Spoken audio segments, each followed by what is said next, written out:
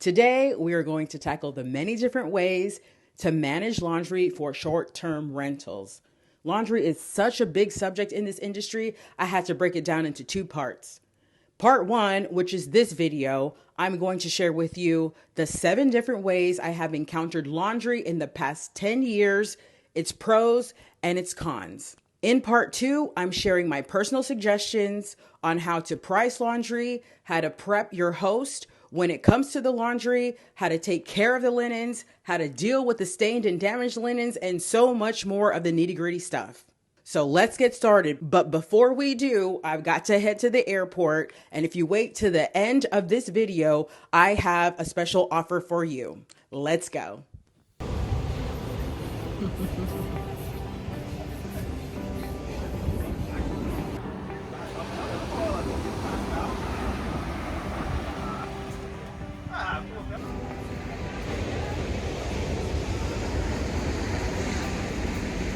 All right, guys, so I actually meant to make this video at the airport before I came on vacation, but I'm bringing you with me to Rio de Janeiro, Brazil.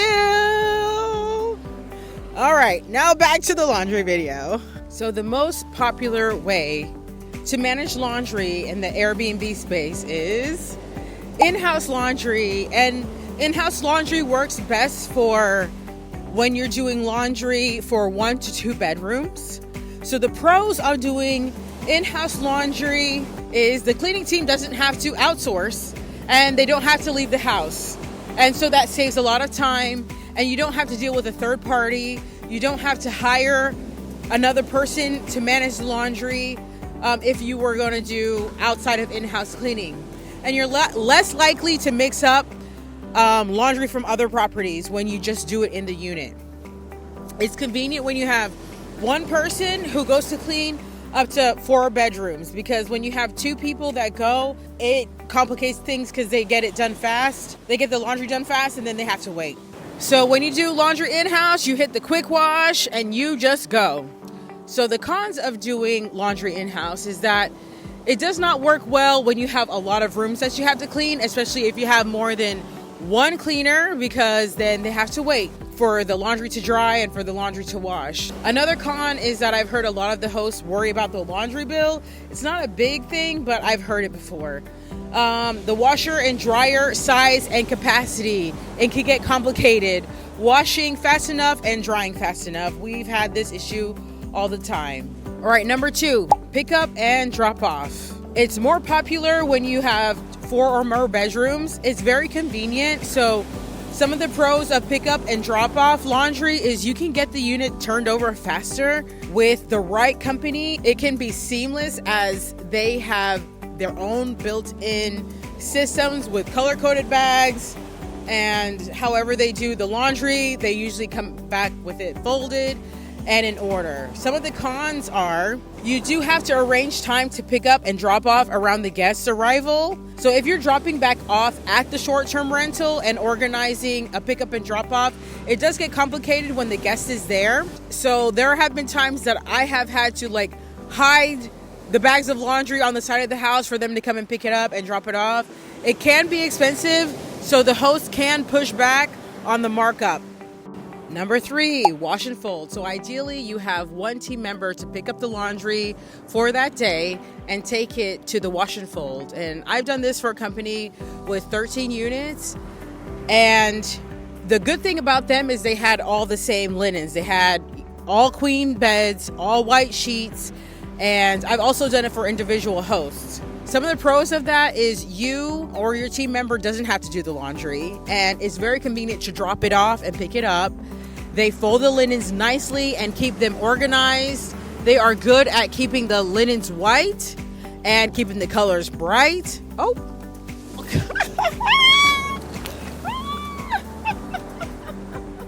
The water came. Hold on. Not as easy as I thought making video on the beach, but we're here and I love it. I did want to say that I did have a host try to scam me by telling me that the sheets were pink because they said I mixed the whites with the reds. But I took it to a wash and fold and they never mix anything. So I was successfully not scammed by them because they had a third party go and look at it and prove that they were not pink. Another pro with the wash and fold is that it's done in a couple of hours. Some of the cons of a wash and fold is that someone has to physically carry the laundry to the vehicle, and from the vehicle. It can be expensive if the laundromat does not give you a deal on the weight, and the host can give pushback on the price, and sometimes those towels come up damp, which makes them weigh more, which is more on the price. You also might lose a towel or two in the transition. Number 4, sending a cleaner to the laundromat. So some of those pros are, it can be cheaper to pay someone at an hourly rate, and wash and dry gets done faster. The cons are, if there is not an organized process, linens can get lost or mixed up. You have to consistently give your team members coins, and that can be a hassle. You also do have to manage the laundry detergent, the bleach, the softener, and physically carry the linens in and out. Number 5, renting linens to the host.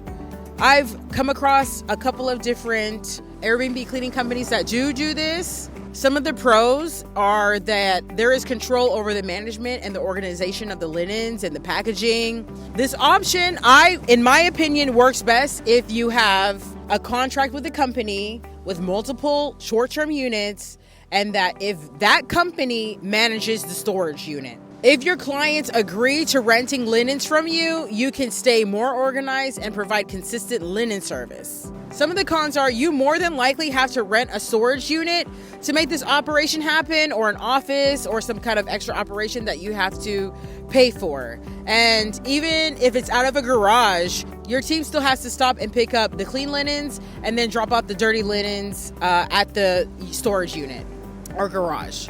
Another con is some of your clients don't want to rent your linens, so you either have to have a rule that they use the linens of your service, or you just don't have that business at all.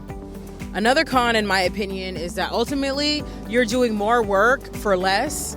Yes, it looks like you're making more revenue by charging a client a small amount to manage, but in reality, you're not really making more money, because you have to have a team member to manage all of that operation. I did see a former Airbnb company on YouTube post that they made $1.7 million gross revenue, but when they revealed what they made net, what they took home, it was exactly the same what I took home, and I didn't have to do all that work, and I didn't have to deal with that logistics and grand headache. So you can still make the same money without having to do all of that work. Gross means that that's how much customers paid you, and net means is what you take home. So if you take home the same thing, I wouldn't bother doing all that work. Number 6, own a laundromat. Personally, I think this is a wild suggestion. However, when I went to a short-term rental conference back in 2018, they highly suggested that cleaning companies own their own laundromat. They highly suggested that if you owned your own cleaning company, you own a laundromat. There are pros to this if you do decide to own your own laundromat. So some of the pros are that you do make a lot of money owning a laundromat. A laundromat makes a lot of money. And even if you have clients that use your laundry service, and having your clients' linens pass through your laundromat for an upcharge is lucrative, plus all the other people who use your laundromat.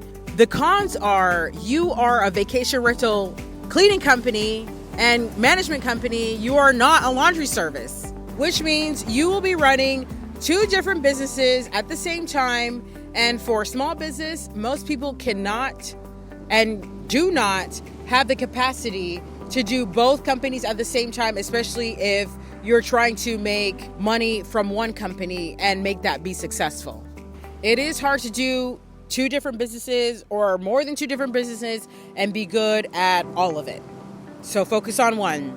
Number 7, take the linens home or take the linens to your home office. Pros can be that it's really convenient to have your team take it to their house, or even better, your work office if you have a washer and dryer there.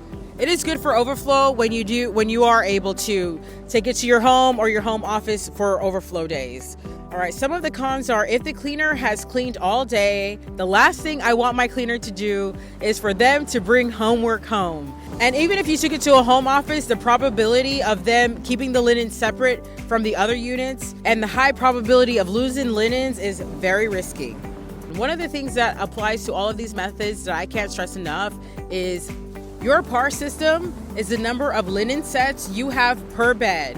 If you only have one set per bed, every single one of these laundry options becomes stressful and risky. Okay, you are racing against the clock every single turnover. At the minimum, you want to have 2 sets per bed, ideally 3 if you are going to do high volume or same day turnovers.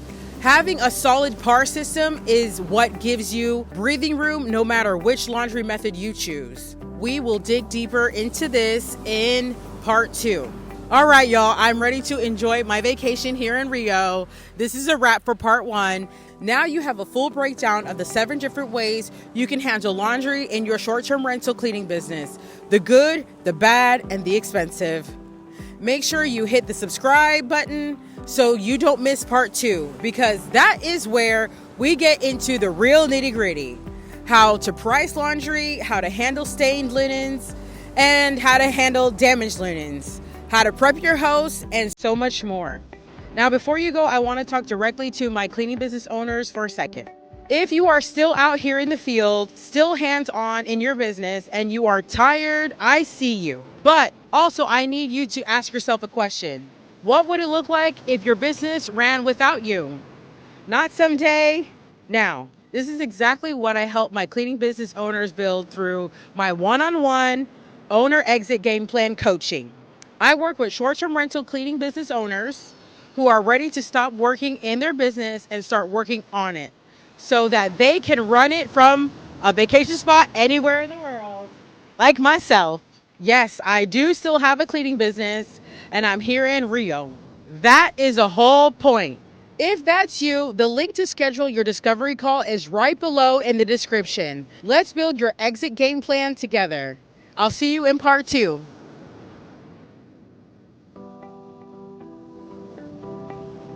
See you in part 2.